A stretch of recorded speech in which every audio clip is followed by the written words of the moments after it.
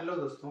Class 12 की physics में आज हम सब लोग प्रकाश विद्युत प्रभाव में प्रकाश विद्युत उत्सर्जन या प्रकाश विद्युत प्रभाव के नियम को पढ़ने वाले हैं और साथ ही साथ इसमें हम सब लोग आइंस्टीन का प्रकाश विद्युत समीकरण भी देखेंगे। और उससे जो पिछला वीडियो आया था उसमें हमने एक ग्राफ बताया था कि विद्युत धारा की जो प्रकाश विद्युत धारा होती है उसकी आवृत्ति पर निर्भरता जो है वो चीज हम यहाँ पर डिस्कस करेंगे कि आवृत्ति और निरोधी विभव के बीच जो ग्राफ बनता है वो कैसा बनता है। ठीक है, तो आप सभी बच्चों का हमारे अपने प्यारे से यूट्यूब चैनल पर स्वागत है। शुरू करते हैं। तो प्रकाश विद्युत प्रभाव लेनार्ड और हर्ट्ज और हालवास ये सभी लोग मिल करके जो है इस इन सभी के मत को, इन सभी के जो रूल्स हैं, इन सभी ने जो मिल करके चीजों के बारे में बताया, निष्कर्ष बताया, प्रेक्षण के बारे में बताया, उसी को नियम के रूप में दिखाया गया है। ठीक है भैया। तो किस सबसे पहले इसमें रूल क्या है? किसी प्रकाश सुग्राही धातु, प्रकाश सुग्राही धातु का मतलब, सुग्राही का मतलब है कि प्रकाश डालने पर इलेक्ट्रॉन निकले। ये नहीं कि प्रकाश डालने पर इलेक्ट्रॉन ना निकले, प्रकाश डालने पर इलेक्ट्रॉन निकल आवे, आसानी से निकल आवे। ठीक है, किसी प्रकाश सुग्राही धातु की सतह पर प्रकाश इलेक्ट्रॉन के उत्सर्जन की दर, सतह से प्रकाश इलेक्ट्रॉन के उत्सर्जन की दर, यानी कि कोई एक धातु है उस पर हम प्रकाश डालेंगे तो उससे इलेक्ट्रॉन निकलेंगे और वो इलेक्ट्रॉन प्रति सेकंड कितना निकल रहे हैं। ठीक है, इलेक्ट्रॉन निकलने की जो संख्या है, दर है, वो प्रकाश की तीव्रता के अनुक्रमानुपाती होता है, जो पिछले वीडियो में हम सब लोगों ने ग्राफ के द्वारा देखा। और ये चीज जो उत्सर्जन की दर है ये ना तो आवृत्ति पर भी, ये आवृत्ति पर निर्भर नहीं करता और ना ही तापमान पर निर्भर करता है। समझ में आई बात? ये केवल और केवल प्रकाश की तीव्रता पर निर्भर करता है। तीव्रता मतलब बल्ब कितने वाट का है, बल्ब कितने वाट का है। समझ गए बात? ये फिर आगे अगला, किसी धातु की सतह से उत्सर्जित इलेक्ट्रॉन की अधिकतम गतिज ऊर्जा या फिर निरोधी विभव। गतिज ऊर्जा बराबर हमने बताया था ईवी नॉट होता है, वो निरोधी विभव, चाहे अधिकतम गतिज ऊर्जा ईवी नॉट या वी नॉट। ठीक है भैया, प्रकाश की तीव्रता पर निर्भर नहीं करता है। तो जो इलेक्ट्रॉन उत्सर्जित हो रहे हैं, धातु से निकल रहे हैं, वो तीव्रता पर निर्भर नहीं करते। ठीक है, इलेक्ट्रॉन जो निकल रहे हैं वो तीव्रता पर निर्भर करते हैं, लेकिन इलेक्ट्रॉन की जो गतिज ऊर्जा है, इलेक्ट्रॉन का जो वेग है, वो तीव्रता पर निर्भर नहीं करता है। ठीक है, और ये भी हम कह सकते हैं कि जो निरोधी विभव है वो तीव्रता पर निर्भर नहीं कर रहा है। समझ में आई बात? फिर अगला, ये पिछला वीडियो नहीं देखे तो उसको जरूर देखिए, नहीं उसके बिना ये सभी चीजें समझ में नहीं आएंगी भैया।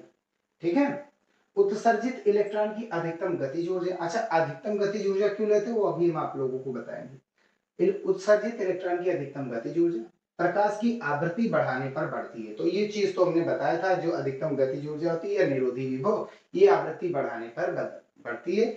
यानी कि कहने का मतलब ये है कि बल्ब के रंग बदलने पर, बल्ब के रंगों को जैसे ही बदलते, प्रकाश के रंगों को जैसे बदलते हैं, रंगों के बदलने से गतिज ऊर्जा या निरोधी विभव प्रभावित होता है। ठीक है भैया, ये चीज हमने बताया भी था, पूरे कॉन्सेप्ट के साथ बताया था, तो पिछला वीडियो देखिए जरूर। ठीक है, किसी पदार्थ के लिए एक निश्चित न्यूनतम आवृत्ति होती है, किसी भी पदार्थ की एक निश्चित न्यूनतम आवृत्ति होती है, जिससे हम पदार्थ की देहली आवृत्ति भी बोलते हैं। इससे कम आवृत्ति होने पर धातु की सतह से इलेक्ट्रॉन का उत्सर्जन नहीं होता है। अगर आवृत्ति देहली आवृत्ति से कम है तो जाहिर सी बात इलेक्ट्रॉन धातु से बाहर नहीं निकलेंगे, चाहे प्रकाश की तीव्रता कितनी ही हो। आप तीव्रता चाहे जितनी रखिए, उससे कोई मतलब नहीं, आवृत्ति फिक्स होनी चाहिए। बल्ब चाहे जितने वाट का लगा दीजिए, लेकिन उससे जो प्रकाश निकल रहा है, जो प्रकाश तरंग निकल रही, जो धातु पर पड़ रही, उसकी ऊर्जा कितनी है, उसकी आवृत्ति कितनी है, देहली आवृत्ति कितनी, ये उसको देखता है। अगला, ये पॉइंट समझने के लिए, प्रकाश की धातु के पृष्ठ पर गिरते ही, प्रकाश जब धातु के पृष्ठ पर जैसे ही गिरेगा, इलेक्ट्रॉन उत्सर्जित होने लगते हैं। यानी कि ये धातु है, इस पर जैसे ही प्रकाश गिरेगा तुरंत के तुरंत इलेक्ट्रॉन निकलेंगे वहां समय अति सूक्ष्म होता है, समय लगता ही नहीं, तुरंत का तुरंत इलेक्ट्रॉन निकलता है और वो इलेक्ट्रॉन अधिकतम गतिज ऊर्जा के साथ आएगा। ठीक है, अब ये अधिकतम गतिज ऊर्जा, आगे हम बढ़ते हैं, अभी देखते हैं। अब अगला हमारा जो टॉपिक है वो आइंस्टीन का प्रकाश विद्युत समीकरण है। क्वांटम सिद्धांत के आधार पर उन्होंने ये समीकरण दिया था। तो चलिए देखते हैं।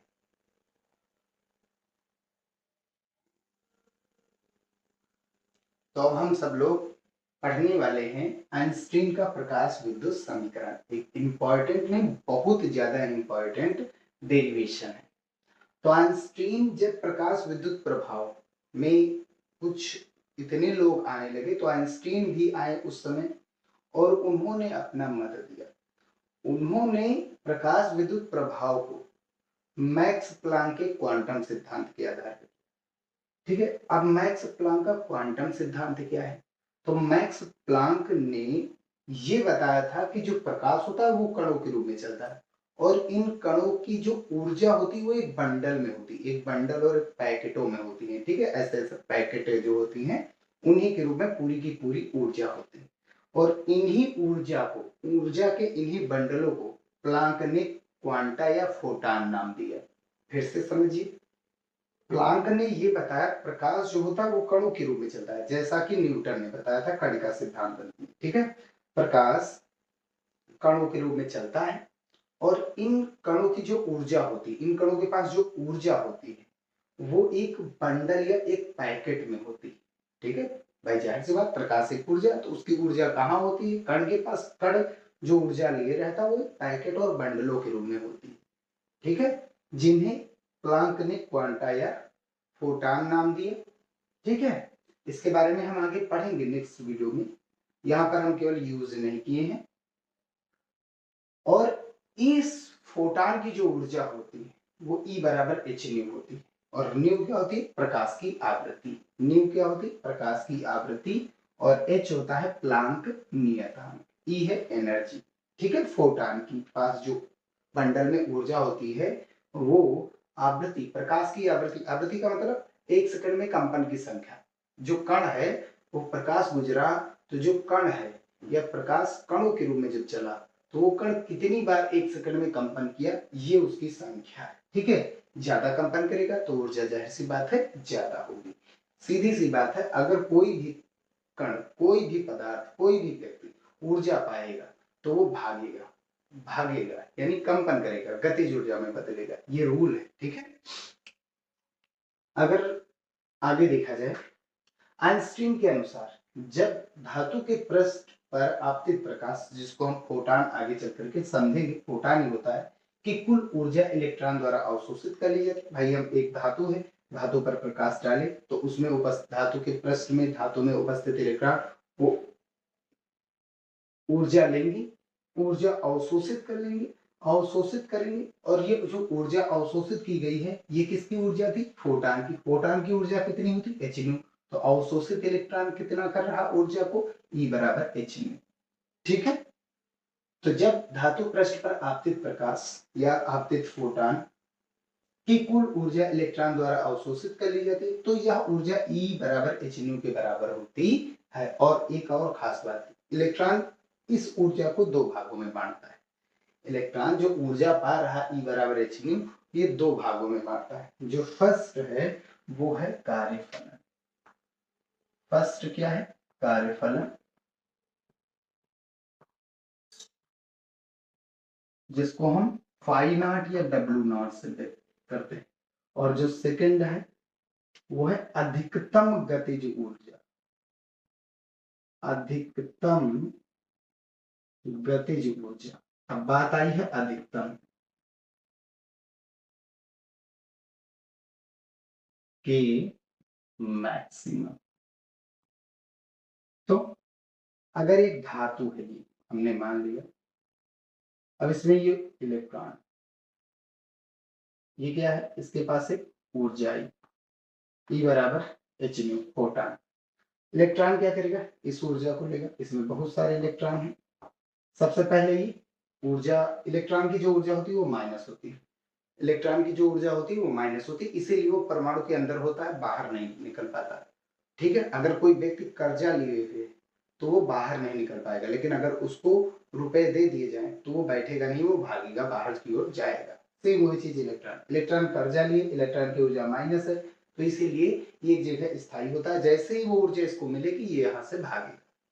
ठीक, पहला जो उधारी लिए थे वो खर्च करेंगे, वो देगा, यानी कार्यफलन बाहर निकलने में कुछ।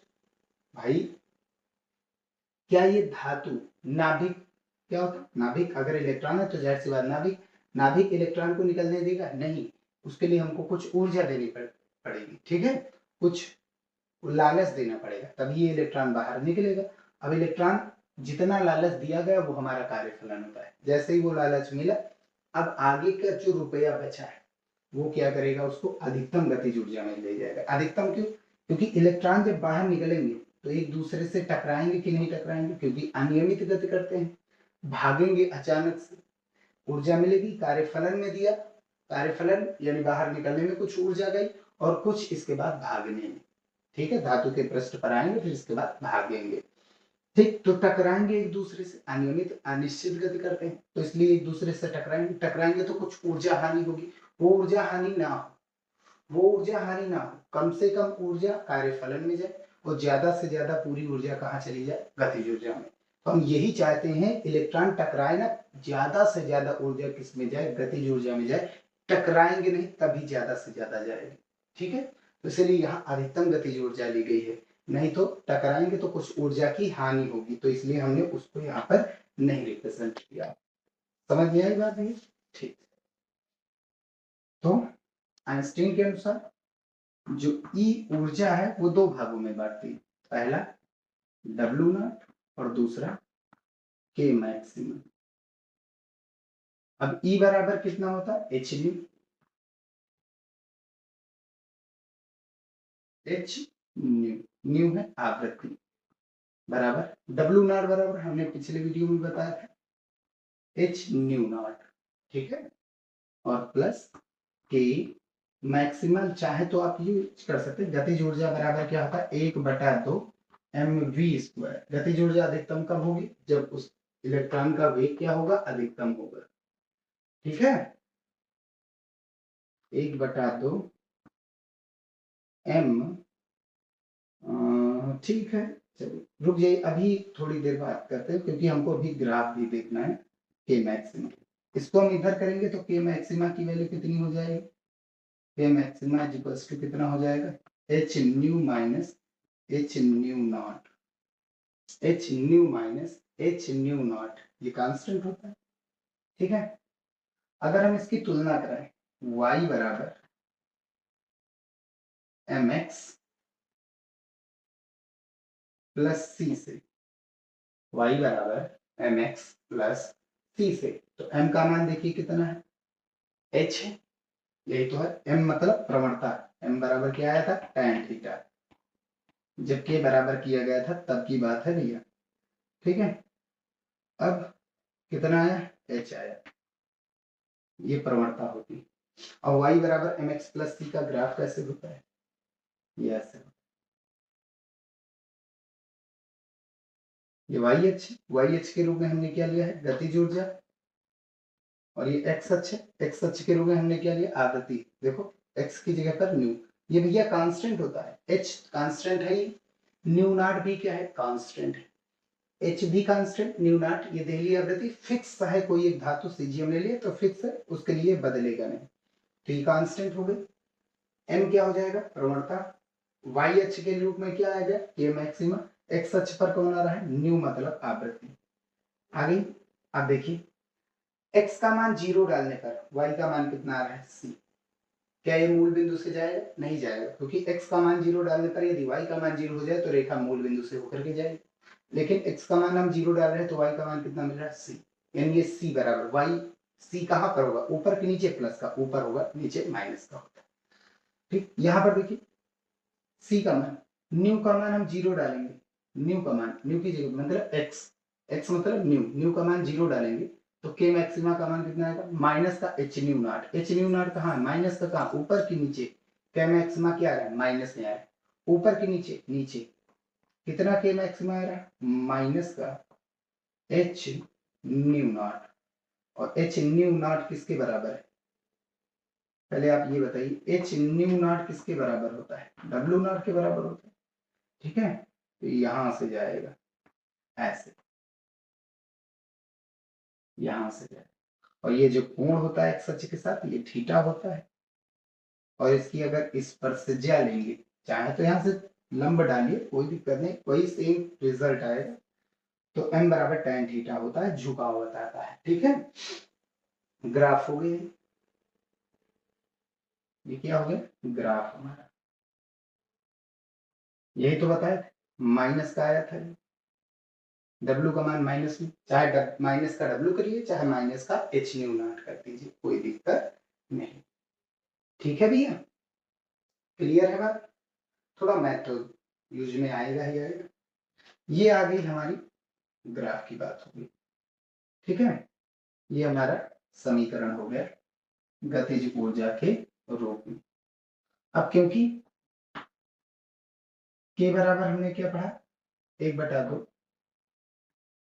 एम वी मैक्सिमा का स्क्वायर, एम वी मैक्सिमा का स्क्वायर बराबर, इन दोनों में कॉमन क्या है? एच बाहर, न्यू माइनस न्यू नॉट, एक ये मिला, 1/2 एम वी मैक्सिमा का square is equals to H bracket, nu बराबर क्या होता है? C upon lambda, nu not बराबर क्या होता है? सी अपॉन लेमडा, लेकिन नॉट पिछले वीडियो में है कुछ, उनको क्लियर करते रहिए। ठीक है भैया, तो ये बन गया हमारा एक और रिलेशन, सबसे मेन यही है।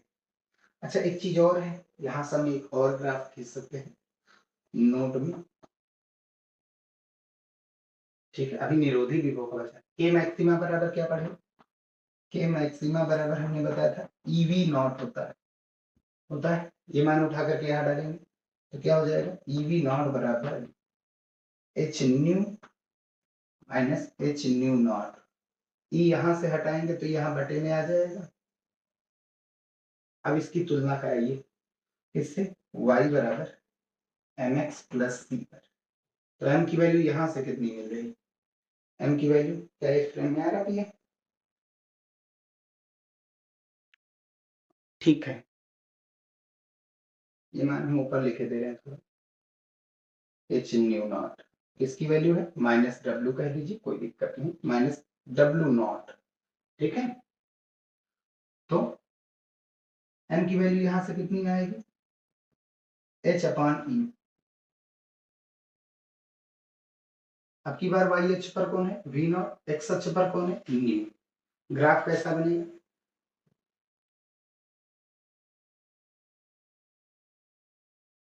ये v नॉट और ये हमारा न्यू। ठीक है, ये क्या है? न्यू पर क्या होगा? के का मान 0 होता है, के का मान 0 डालेंगे तो न्यू का मान कितना आ जाएगा? ये इधर जाएगा, इधर जाएगा प्लस, ये तो 0 हो गया।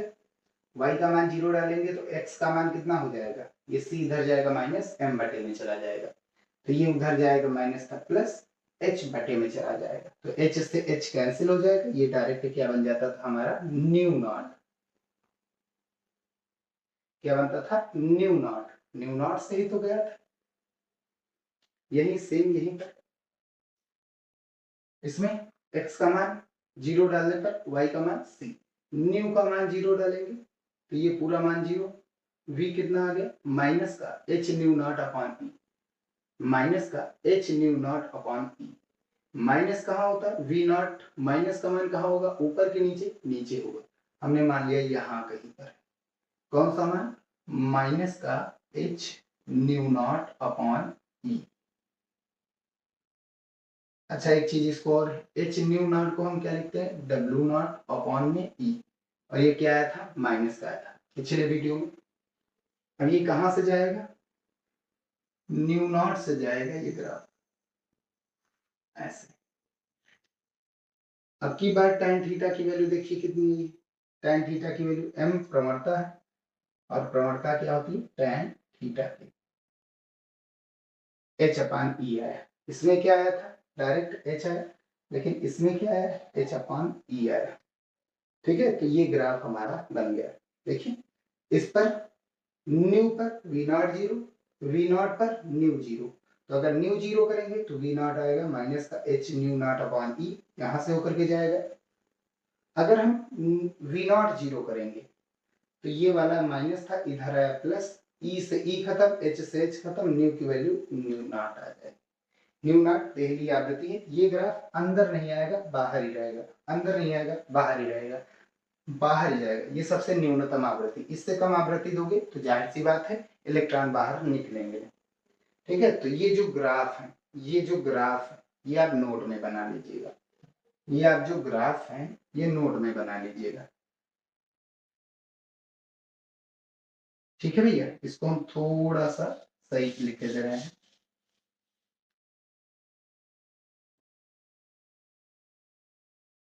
ये लिखा गया सेम ये चीज, ये प्लस इधर है माइनस, चला गया इधर के मैक्सिमा बराबर 1/2 एम वी स्क्वायर मैक्सिमम। अब यहां से लिख सकते हैं नोट में, नोट नंबर ये सेकंड हो जाएगा और यहाँ पर नोट नंबर फर्स्ट हो जाएगा। ठीक भैया, तो के मैक्सिमा बराबर क्या हो जाएगा, ये इधर है H nu minus H nu not. अब इसकी तुलना किससे कराते थे, y बराबर एम एक्स प्लस सी से। सी है y अक्ष पर कटे अंतःखंड की बात, क्या है H nu not, H nu not minus है नीचे, सी है y अक्ष पर कटे अंतःखंड की माप, तुलना कराएंगे तो क्या आ रहा है माइनस का H nu not upon E, minus है तो नीचे आएगा y का मान। ठीक है, ये स्ट्रेट लाइन होती है, इसका ग्राफ तो समझे होंगे। ठीक है, ये स्ट्रेट लाइन दो तरीके की होती है, एक होता है y बराबर mx, एक होता है y बराबर mx प्लस सी। x का मान 0 डालने पर यदि y का मान c आ रहा है तो वो मूल बिंदु से होकर नहीं जाएगा, x का मान 0 डालने पर y का मान 0 हो जाए तो ये मूल बिंदु से जाता है।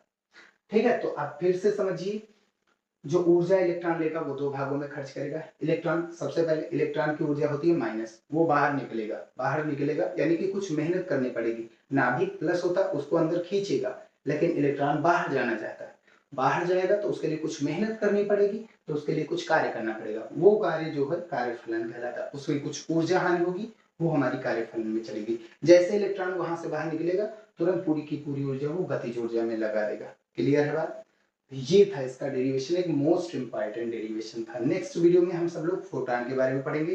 फोटॉन की ऊर्जा एच न्यू होती है। अब फोटॉन की तरंग दैर्ध्य निकालेंगे और फिर इसके बाद डी ब्रॉगली तरंग दैर्ध्य के बारे में भी पढ़ करके चैप्टर को समाप्त कर देंगे। ठीक है, तो नेक्स्ट वीडियो में पूरा का पूरा चैप्टर समाप्त हो जाएगा और फिर हम इसके अंतिम प्रश्न को सॉल्व करेंगे। तो मिलते हैं फिर भैया नेक्स्ट वीडियो में। वीडियो पसंद आया तो उसे लाइक जरूर कीजिएगा। मिलते हैं फिर नेक्स्ट वीडियो में।